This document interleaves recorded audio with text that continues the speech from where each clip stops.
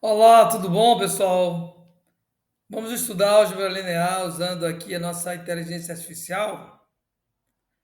Temos aqui três questões, na verdade duas. Primeiro, diferenciar vetores LI e LD. Depois, verificar se esse conjunto de vetores aqui no R3 é LD. E, se for necessário, eu estou pedindo para calcular, usando determinantes, para verificar se esses três vetores, né, esse conjunto de vetores é LI e LD, tá bom?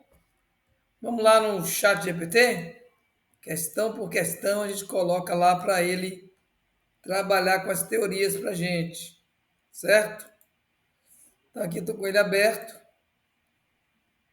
aqui ó, traçando uma nova conversa com ele, né?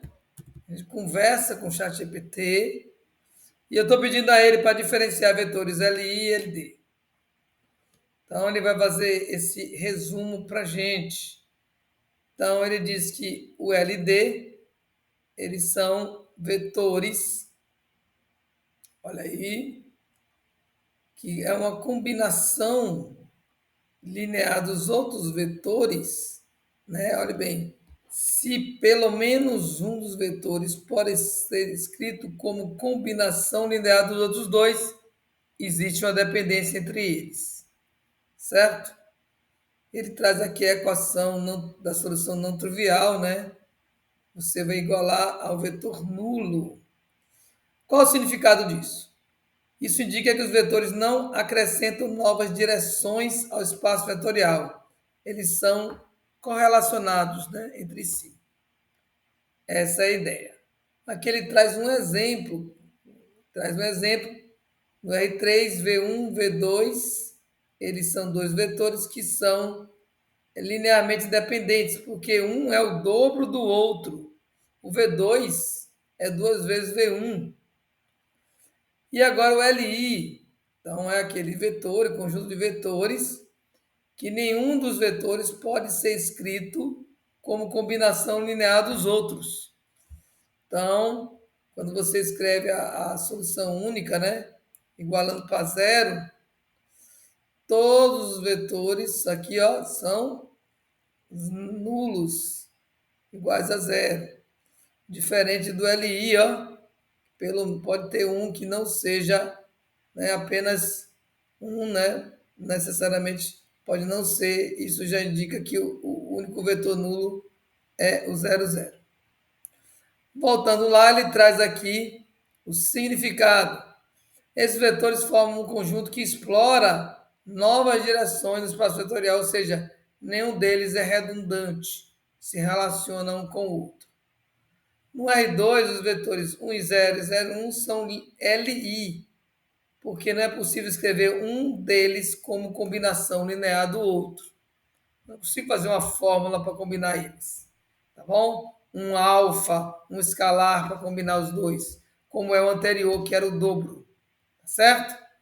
Então, a gente tem, inclusive, V1 e V2 aqui, com esses números, formam a base canônica no R2. Resumo, LI e LD. LD existe relação entre os vetores, algum vetor é redundante. LI não há relação dos vetores, todos contribuem com novas direções. Aí eu vou buscar a segunda questão. Vamos ver se ele faz para a gente. Verificar se o vetor V é combinação linear dos outros.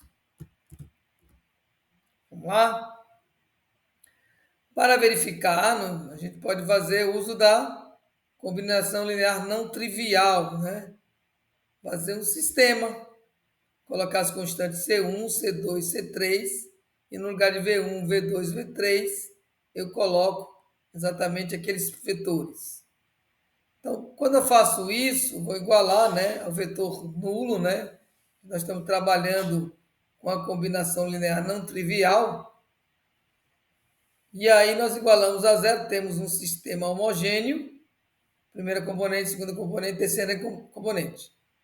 Ao resolver esse sistema, né, escrevemos na forma de matriz aumentada. E aí, usando a eliminação de Gauss, nós podemos usar cada um desses passos, tá bom? E ao final, o que importa é o final, né? Que a gente vai. Essa etapa aqui, gente, você já sabe, é um método de Gauss, de eliminação. Então você chegou aqui numa última linha, ó, tudo zerado. Então, nesse caso, a gente pode dizer o seguinte, né? Que essa matriz, olha aqui, escalonada, né? Não vai ter nem a terceira equação é redundante.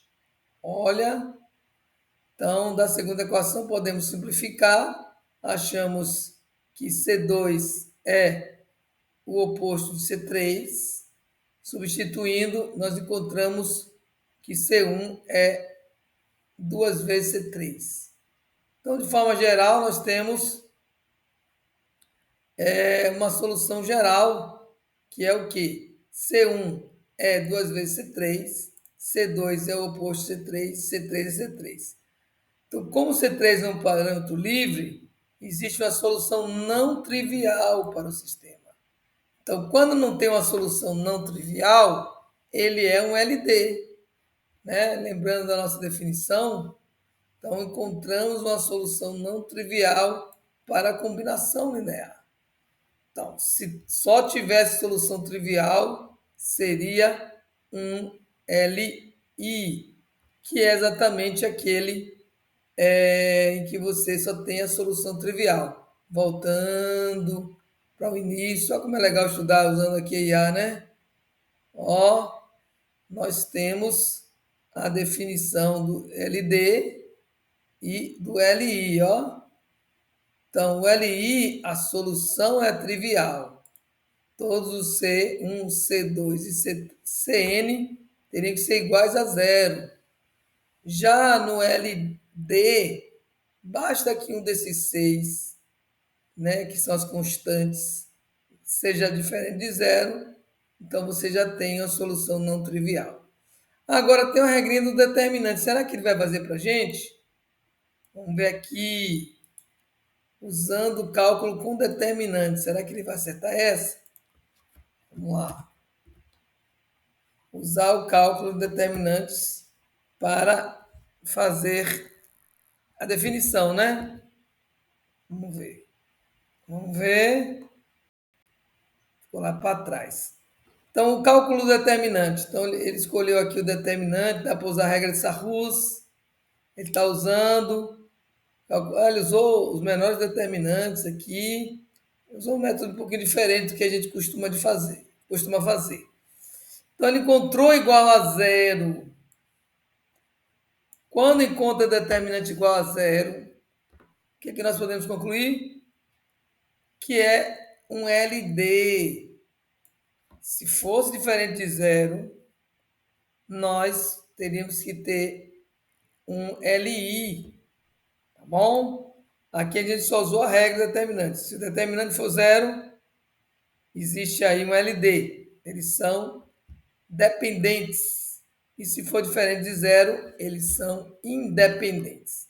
Então a gente estudou aqui, gente, LD e LI, né, o espaço vetorial, né, álgebra linear, a gente estudou os vetores quando eles são LI e LD usando, no caso, a nossa inteligência artificial aqui, no caso, o ChatGPT, facilitando nossa compreensão sobre esses conteúdos. Tá bom? Espero ter ajudado. Curta nosso canal, se inscreva, ative o sininho, as notificações. Até a próxima!